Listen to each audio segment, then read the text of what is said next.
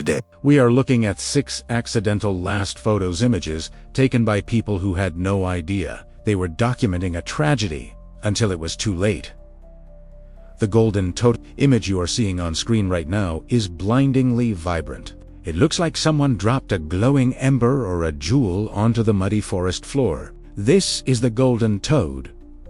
For decades, this creature was the crown jewel of the Monteverde cloud forest in Costa Rica. They were small, barely the size of a matchbox, but their color was so intense that it looked unnatural, as if they were painted with neon light.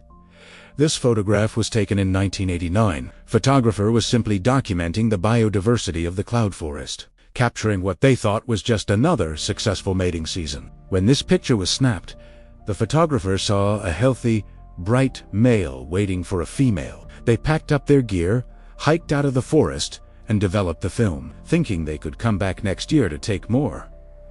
But they were wrong. They had just taken the final verified image of the species. To understand the tragedy of this photo, you have to understand what life was like before it was taken. Just 2 years earlier, in 1987, these toads were not rare. In fact, they were abundant. During the mating season, known as the explosive breeding period, thousands of them would emerge from the ground. Locals described the forest floor as looking like it was paved with gold coins. It was a spectacle of nature that seemed infinite.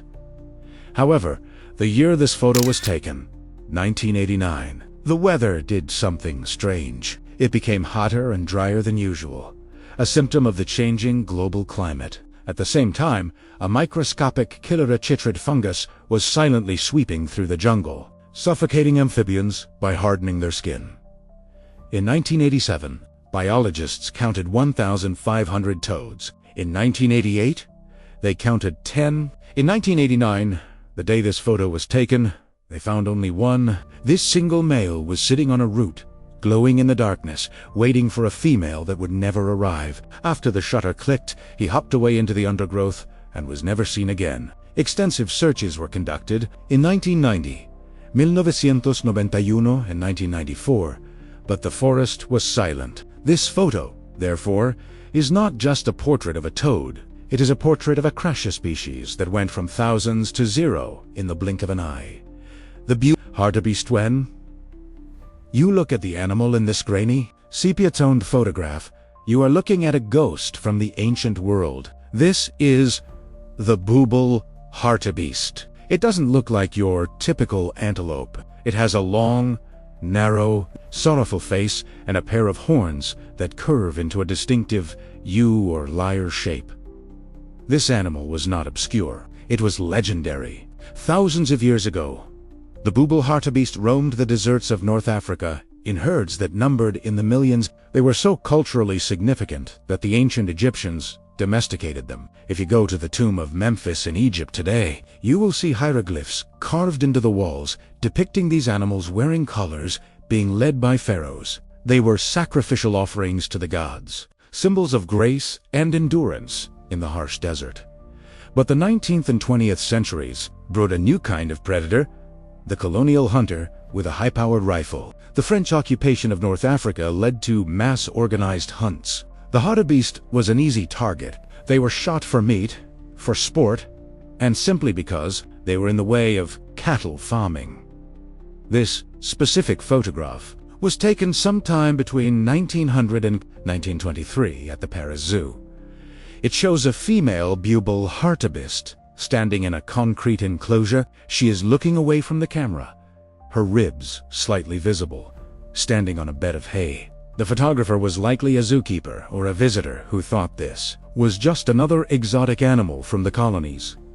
They had no idea that she was the absolute last of her kind on the planet. The wild populations had already been wiped out by World War I as soldiers shot them for food. This female was the only survivor. For years, she paced her enclosure alone. Thousands of miles from the Sahara sand she was built to walk on.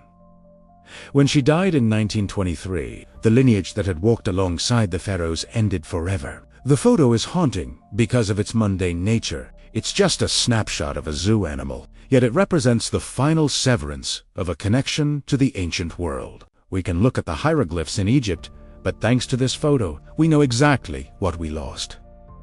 The Yangtze River dolphin, the photo you are seeing now, is blurry, gray, and hard to decipher. It shows a pale fin breaking the surface of muddy water. It looks insignificant, like a bad vacation photo. But this blurry image is one of the most heartbreaking documents in modern science. This is the Beiji, the goddess of the Yangtze. The Beiji was not just a dolphin. It was a living fossil. It had swum in the Yangtze River of China for 20 million years. It survived the ice ages, it survived the rise and fall of dynasties, and it survived the asteroid that killed the dinosaurs' marine cousins. It was nearly blind, navigating the river using highly advanced sonar to find fish in the silt to the local fishermen. It was a sacred protector of the river.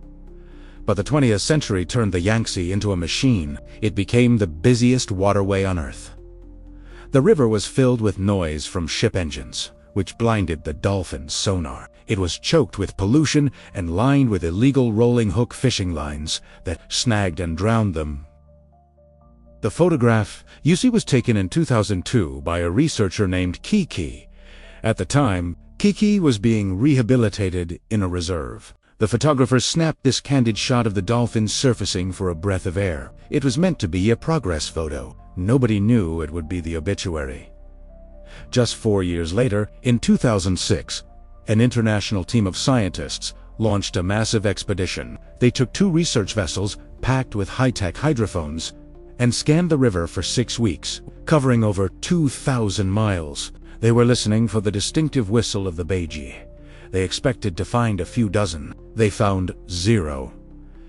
The Beiji was declared functionally extinct, making it the first cetacean species driven to extinction by humans in history. This blurry photo captures the final breath of a 20-million-year-old dynasty. It reminds us that even sacred animals are not safe from the wheels of industrial progress. If you glance quickly at this photo, your brain tries to fix it. You see the head of a zebra, striped and bold, but then the stripes fade away into a solid, brown, horse-like body. You might think it's a bad painting or a genetic mutant. But this is the quagga. The quagga was a subspecies of the plains zebra that lived in South Africa. They were famous for their unique coat pattern and their wild, untamable naturi. But to the European settlers arriving in the 19th century, the quagga was nothing more than a pest. They ate the grass that the farmers wanted for their sheep and cows. And so, a policy of extermination began. They were hunted on an industrial scale for their hides and to clear the plains. The photograph on screen was taken in 1870 at the London Zoo. It shows a female quagga standing in a wooden enclosure. This is the only photograph of a living quagga in existence. There are no others. The tragedy of this photo lies in the ignorance of the people who took it. In 1870, nobody believed the quagga was in trouble. People assumed that Africa was a bottomless pit of wildlife. They thought there were millions of them running free over the horizon. This female lived her life in London, stared at by curious Victorians, until she died in 1883. It was only after she died that the London Zoo wrote a letter to hunters in South Africa, asking to buy another male and female to replace her. The reply they received shocked the scientific world. "We cannot send you any. They are all gone." It was a realization that came too late. The species had been extinct in the wild for years, and the humans in London were watching the last one die without even knowing it. This photo stands as a monument to assumption, the dangerous belief that nature is infinite and that we can always just get another one. The passenger pigeon. The image on screen shows a bird that looks remarkably ordinary. It resembles a mourning dove you might see in your backyard today. It is perched on a branch, looking small and fragile. But this bird, named Martha, represents the greatest ecological collapse in human history. To understand why this photo is so terrifying, you have to look at the numbers. In the early 1800s, the passenger pigeon was not rare. It was the most abundant bird in North America, and possibly the world. Their flocks were described as rivers in the sky. When a flock flew over a town, it would block out the sun for 3 days straight. The noise of their wings was as loud as a freight train. There were an estimated 3 to 5 billion of them. And yet, humans managed to kill them all.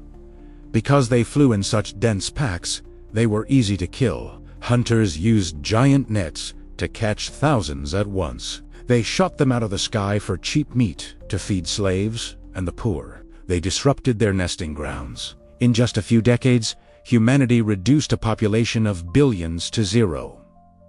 The bird in the photo, Martha, was the very last one. She was born in captivity and lived her final days at the Cincinnati Zoo.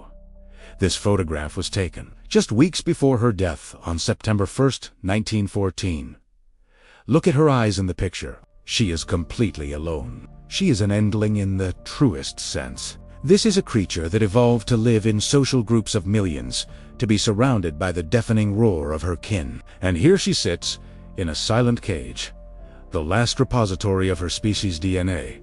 When she fell from her perch and died at the age of 29, the passenger pigeon was officially gone. This photo captures the chilling reality that abundance is no protection against extinction. If we could wipe out a bird that numbered in the billions, we can wipe out anything.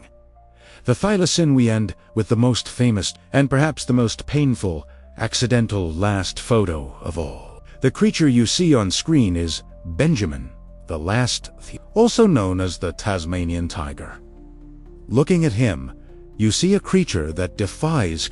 He has the head of a wolf, the stripes of a tiger, and the stiff tail of a kangaroo. He was the apex predator of Tasmania, a marsupial hunter that carried its young in a pouch. But like the quagga, it was framed. Farmers accused the thylacine of killing sheep, despite evidence that feral dogs were the actual culprits. The government put a bounty on their heads, £1 per dead tiger. They were hunted mercilessly until only Benjamin was left.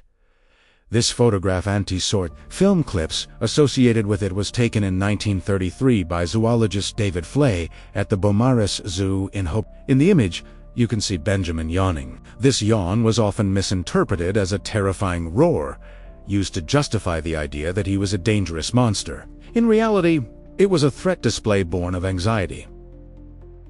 The photographer Flay actually annoyed Benjamin into this pose, and the tiger nipped him on the buttocks shortly after. It seems like a funny anecdote, but it underscores the tragedy. Even the very last one was treated as a sideshow curiosity, poked and prodded for a reaction.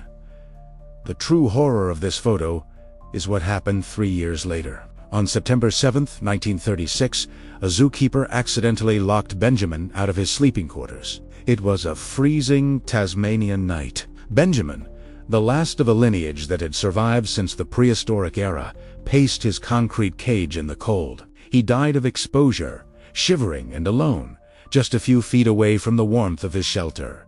The most tragic irony: he died just 59 days after the Tasmanian government finally passed a law to legally protect the species. This photo of Benjamin staring into the lens is the ultimate accusation. He looks alive, alert, and powerful. There is no sign that his species is doomed. It reminds us that extinction doesn't always look like a catastrophe. Sometimes it looks like a neglected animal in a cold zoo, captured in one final, accidental photos before the world moves on. So the CONCLUSION we learn is these 6 images are difficult to look at. They are uncomfortable, but they are necessary. They force us to confront the fact that forever is a very long time. When the shutter clicked on these cameras, nobody knew they were taking a death portrait. It makes you wonder, are we taking photos right now of animals that will be gone in 20 years? Are there photos on your phone of insects, birds, or frogs that will one day be considered historical artifacts? These accidental last photos serve as a warning. They tell us that once a species is reduced to a single image, no amount of regret can bring them back. Which of these stories hit you the hardest? Was it the loneliness of Martha the pigeon, or the glowing ghost of the golden toad? Let me know in the comments below. And if you want to help keep these stories alive, make sure to like and subscribe. I'll see you in the next video.